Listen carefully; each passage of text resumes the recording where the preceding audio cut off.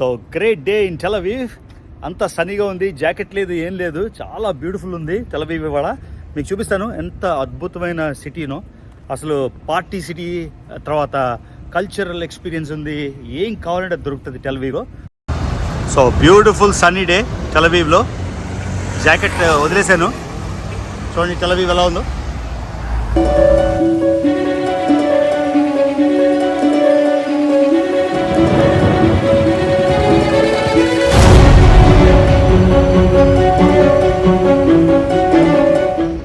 అందరికీ hello, good morning from Tel Aviv. Beautiful Tel Aviv, వామ్గా ఉంది, సన్నీగా, one of the most beautiful cities in the world. So కానీ ఒక bad news ఏంటంటే మనం అనుకున్నది ఒకటి, జరిగేది ఒకటి. అతలాకుతలం మళ్ళీ మొదలైపోయింది. కోవిడ్ అంతా కంట్రోల్ అయిపోయింది, వ్యాక్సిన్ అన్నీ అనుకునేసరికి కొత్త వేరియంట్ వచ్చింది. సో కొత్త వేరియంట్ పేరు ఒమిక్రాన్, మీకు ఆల్రెడీ తెలుసు. సో ఈ ఒమిక్రాన్తో ఇవాళ ఇజ్రాయెల్ మొత్తం ఫారినర్స్ అందరినీ బ్యాన్ చేసేసింది. అంటే కొత్త వాళ్ళు ఎవరైనా రావాలంటే ఇజ్రాయెల్కి మరి రాలేరు. ఓకే, ఓన్లీ సిటిజన్స్ రాగలరు వెనక్కి. ఆ సిటిజన్స్ వచ్చేవాళ్ళు కూడా రాగానే 14 days క్వారంటైన్లో ఉండాలి. 5వ రోజు ఒక టెస్ట్ తీసుకోవాలి, 7వ రోజు ఒక టెస్ట్ తీసుకోవాలి. సో థింగ్స్ ఏమో కాంప్లికేటెడ్ అయిపోయాయి. ఓకే, ఇప్పుడు నా పరిస్థితి ఏంటి? ఒకవేళ ఫారినర్స్ని బ్యాన్ చేస్తే, ప్లేన్స్ని ఇంకా బ్యాన్ చేయలేదు, ఒకవేళ కానీ వచ్చే ప్లేన్స్ని బ్యాన్ చేస్తే వెళ్ళడానికి వెనక్కి ప్లేన్స్ ఉండవు. సో నా పరిస్థితి ఏంటి? నేను స్టక్ అయిపోతానా లేదా నాకు అర్థం కావట్లేదు. సో నేను ముందుకి మార్చుకోవడానికి ట్రై చేస్తున్నా ఎమర్జెన్సీ బేసిస్ మీద. రేపటికో ఇవాళకి ఎప్పుడో మార్చేసుకొని వెళ్ళిపోవాలి అని. Not so good. సో ఈ కొత్త వేరియంట్ అంటే వైరస్సే రకరకాలుగా మ్యూటేషన్ అయ్యి డిఫరెంట్ వేరియంట్స్ వస్తాయి. Already alpha, beta, gamma, delta ఇవన్నీ ఉన్నాయి. ఆల్ఫా, బీటా, గామా అంత ఎఫెక్టివ్ కాదు, కానీ డెల్టా వేరియంట్ అయితే బాగా స్ప్రెడ్ అయింది. ఇప్పుడు వచ్చిన కొత్త వేరియంట్ పేరు ఒమిక్రాన్. సో వాళ్ళు ఆల్ఫా, బీటా, గామా ఇవన్నీ గ్రీక్ లెటర్స్ కదా, సో అలా వాడుతున్నారు అనమాట. దీనికన్నా ముందర వచ్చిన వైరస్ పేరు మ్యూ. ఓకే, సో దీని పేరు న్యూ అవ్వాలి. మ్యూ తర్వాత న్యూ గ్రీక్ ఆల్ఫాబెట్లో, కానీ ఎన్యూ అంటే ఎన్ఈడబ్ల్యూతో కన్ఫ్యూజన్గా ఉంది అని వాళ్ళు న్యూ అని పెట్టలేదు. సో ఇంతకీ జరిగే విషయం ఏంటంటే, ఆ కరోనా వైరస్కి స్పైక్స్ ఉంటాయి కదా, స్పైక్స్లోని ప్రోటీన్ ఉంటుంది అన్నమాట. ఆ ప్రోటీన్లోని మ్యూటేషన్స్ అవుతుంటాయి. ఆ మ్యూటేషన్స్ జరిగినప్పుడు డిఫరెంట్ కైండ్స్ ఆఫ్ వైరస్ వస్తాయి. సో ఈ వైరస్ ఎందుకు డేంజరస్ అంటే ఈ మ్యూటేషన్స్, ఈ ప్రోటీన్ స్పైక్లో ఉండే ప్రోటీన్ మ్యూటేషన్స్ కి మనం తీసుకున్న వ్యాక్సిన్లు, ఒక్క వ్యాక్సిన్, సెకండ్ వ్యాక్సిన్, బూస్టర్లు అంత ఎఫెక్టివ్ కాదేమో అని. తర్వాత వాళ్ళు చూసిన ఎన్నో వేరియంట్స్ ఈజీగా స్ప్రెడ్ అవ్వవు, కానీ ఈ కొత్త వేరియంట్ అయితే చాలా ఈజీగా స్ప్రెడ్ అయిపోయింది. సౌత్ ఆఫ్రికాలో స్టార్ట్ అయింది, తర్వాత బాట్స్వానా, తర్వాత ఒక టూరిస్ట్ బెల్జియం,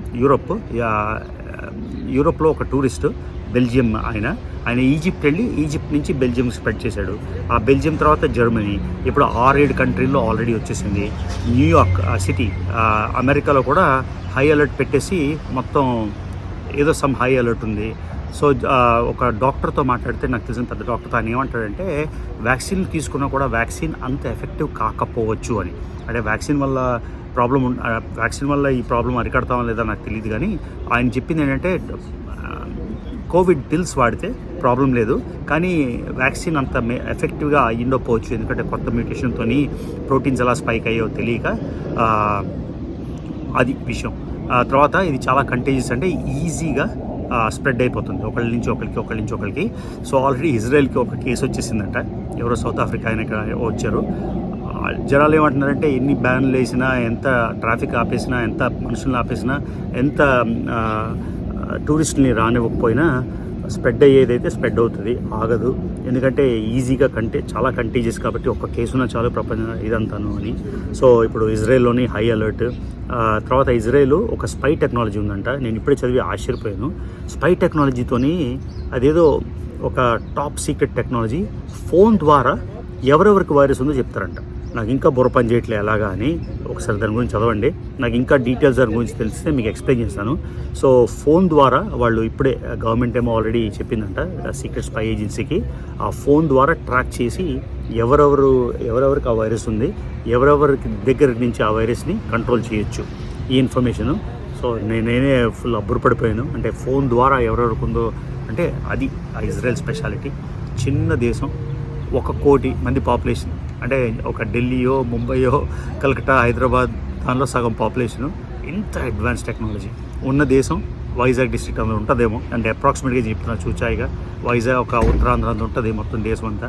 కొన్ని దగ్గరలో 12 కిలోమీటర్లు అనుకుంటాను విడ్త్.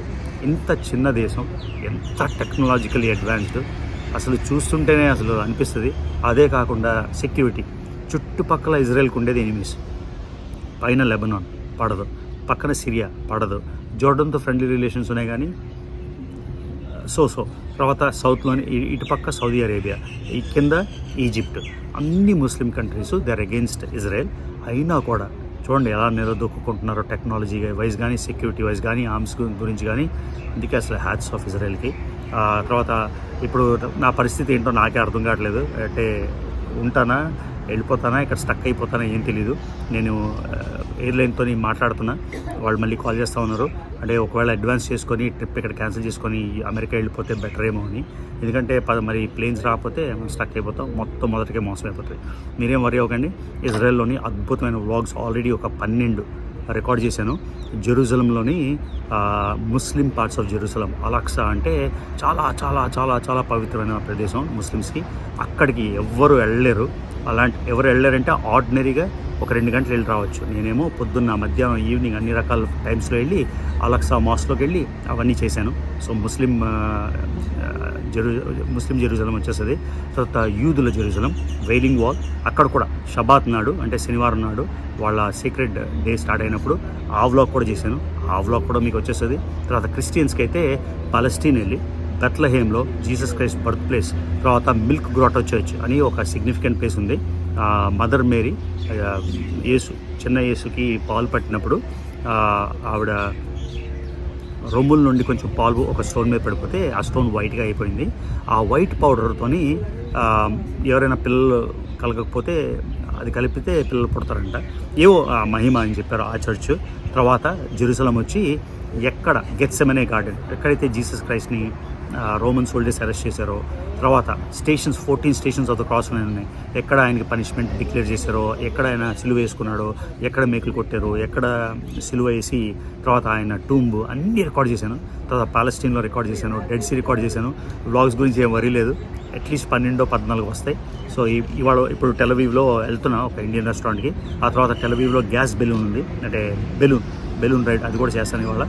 కానీ ఎంత తొందరగా వీలైతే అంత వెనక్కి వెళ్ళిపోవడం బెటర్ అని అనిపిస్తుంది. అది గైస్ కోవిడ్ అప్డేట్. ఒమిక్రాన్ మళ్ళీ చెప్తున్నా, ఆ స్పైక్ ప్రోటీన్ మ్యూటేట్ అవుతుంటుంది. ఈ మ్యూటేషన్కి ఏంటంటే యాంటీబాడీ సరిగ్గా పనిచేయవంట. యాంటీబాడీ సరిగ్గా పనిచేయకపోవడం వల్ల వ్యాక్సిన్స్ అంత ఎఫెక్టివ్ కాదేమో అని. సో దేవుడికి దయ, మనకి ఏం జరుగుతుందో మనకు తెలియదు, మన చేతిలో ఏం లేదు. అది గైస్ ఈ వ్లాగు సింపుల్గా, మరీ సుత్తి ఎక్కువ లేకుండా వితిన్ స్టిపులేటెడ్ టైం చేద్దామని.